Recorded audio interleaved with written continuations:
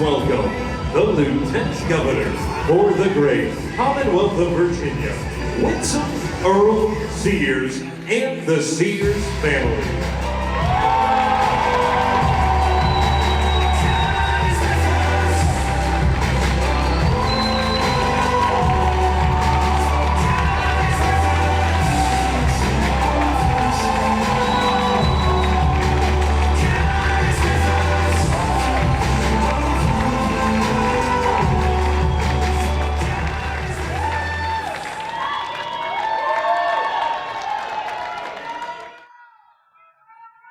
Love you more.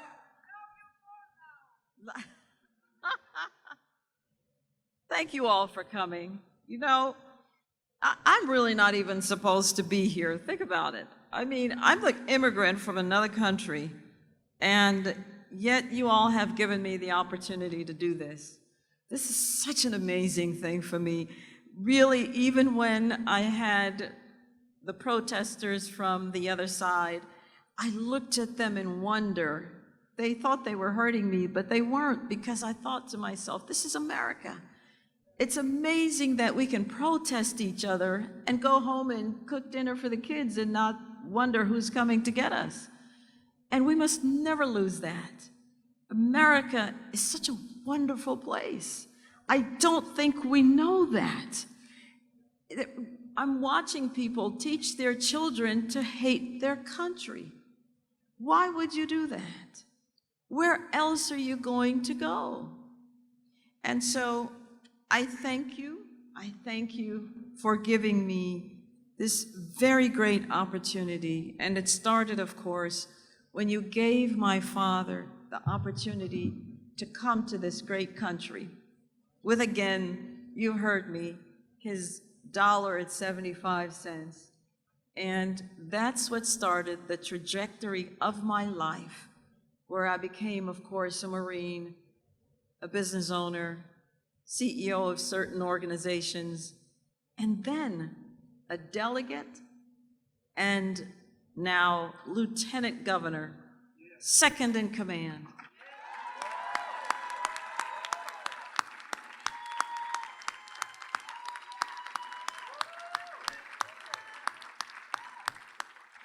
Now, I have to tell you, I am like everyone. I wanted to wait until every single ballot was counted. It's just because I have faith. And I wanted to wait. I wanted to wait because I know that God had called me for this purpose. And so remember now that God has called prophets, and sometimes the prophets were even beaten and some of them were killed. And so we understand that victory to the Lord looks a lot different than what we think of as victory. Victory starts with obedience. Obedience. Never forget that. So, before I say anything else, although I've said everything, I want to thank you because you believed in me, you who voted for me and who worked so hard to make our dream for Virginia come true. I still want to continue to thank God for this journey and His grace that brought me again to this wonderful country, this wonderful Commonwealth. And a special gratitude goes to my family, my wonderful husband of 39 years. And my wonderful children, Janelle and Katja.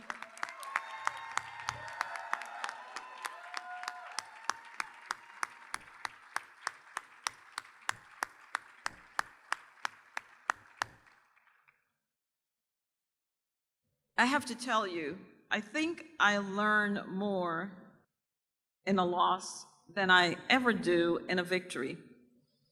And I think there's just something about that, and it builds you. It's either going to tear you apart or it's going to build you.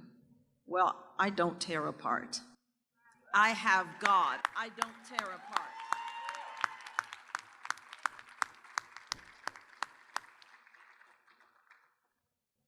I don't think we came up short.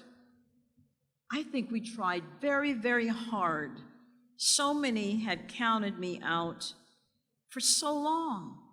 And it's an amazing thing to watch. And we just kept plugging and plugging. And so I want to say to our young people here, remember that life has ups and downs. You must never stay down. There is nothing down there. You must always rise. It's one life that you have, and it must be lived to the fullest. Your life has purpose. You have purpose.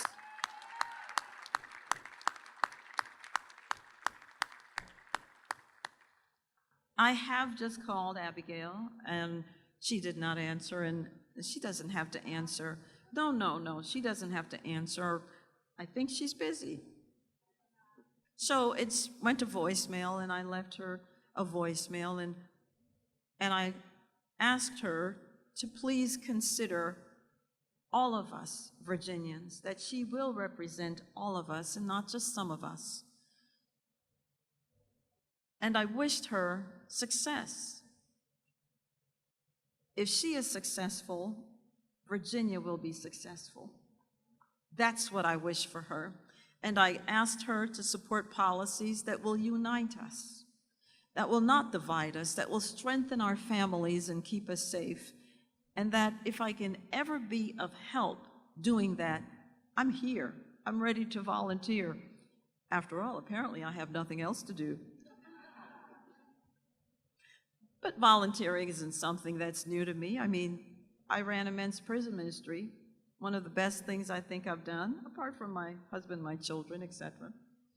And then, of course, when I also ran a women's homeless shelter, just the fact that I would be able to shape lives, to tell them, you're not done yet. You're done when you're in the grave. But until then, God has given you breath, and you must use it. And when you are in a place, you must serve others. You must never be about your own self. And so that's one reason I'm here. You know, I came back into politics because I believed I was called. I saw test scores, and I thought it was a good education that lifted my father out of poverty, and it's a good education that will lift all of us out of poverty. And when I was vice president of our state board of education, I was never laughing if a principal or a teacher or a school board person stood before me, because our children don't get do-overs, and they weren't learning.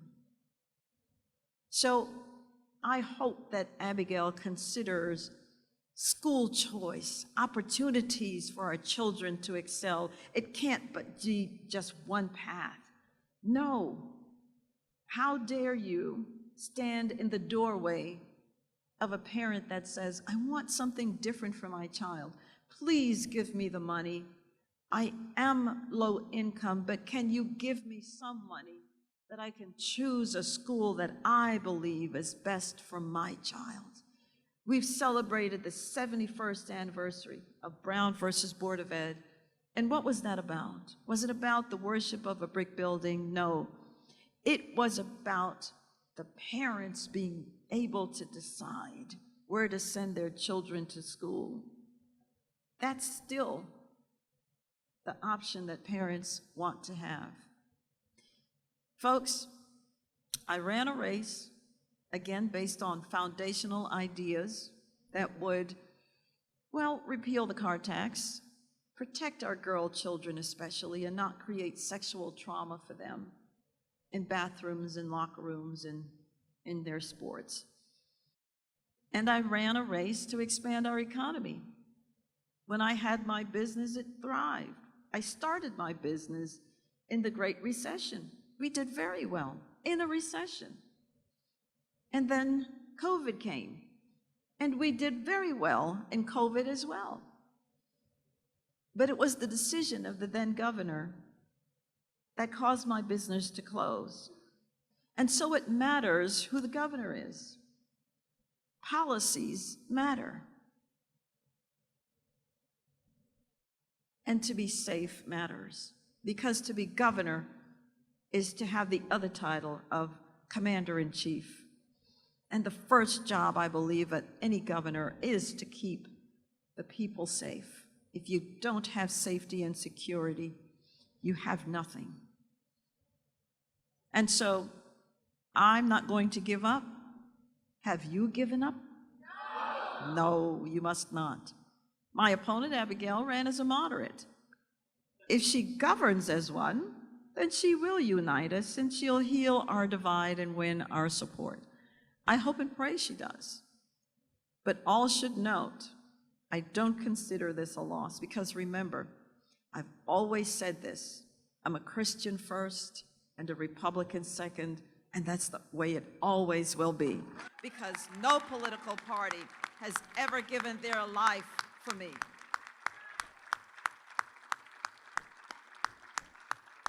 So your voice isn't lost.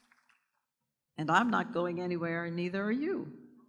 Virginia is not a radical leftist state, and we will hold to account anyone who tries to impose on us the ideology of the left.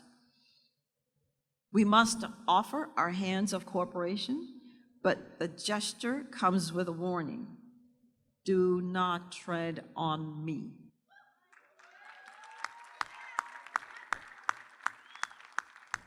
The wind belongs to God. He has ordained all that is and will be, and he wants his children to live in peace. Let us do so. Let us come together tonight as Virginians with goodwill in our hearts, filled with the hope that comes with the new day. We must pray for Abigail. We must pray for our government. You are the government of the people, by the people, and for the people. We must pray for our state, and we must pray for our country. God has used us for his purposes. We answered the call and gave it all we had. We have no regrets.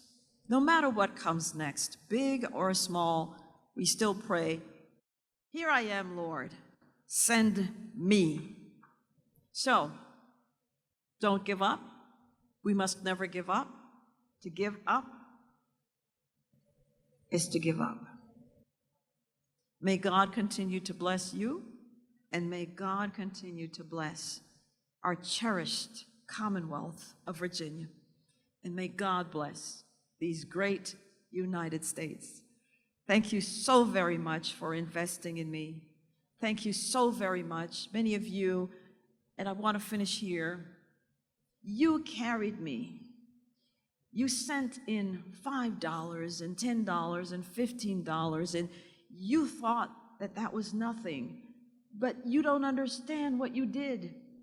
I got a check for $3, and it reminded me of the woman with the 2 mites, and that was all she had. She gave above and beyond. And those $5 and $10 and $15 and $25, they afforded me the ability to have, averaging every day, almost $250,000 to $300,000 a day. Without those $5, I would not even have been here, because I had no money until other harder dollars came in. So don't ever think that you can't do anything. $5, as we say in Jamaica, every mickle makes a muckle. So I hope I continue to see you on the campaign trail. I hope I continue to see you, because you must understand, you have been given the opportunity to choose your government. Be a part of it. And if it's not helping someone who is the candidate, become the candidate yourself.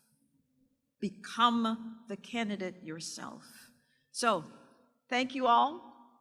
Thank you, and have a great night. God bless you.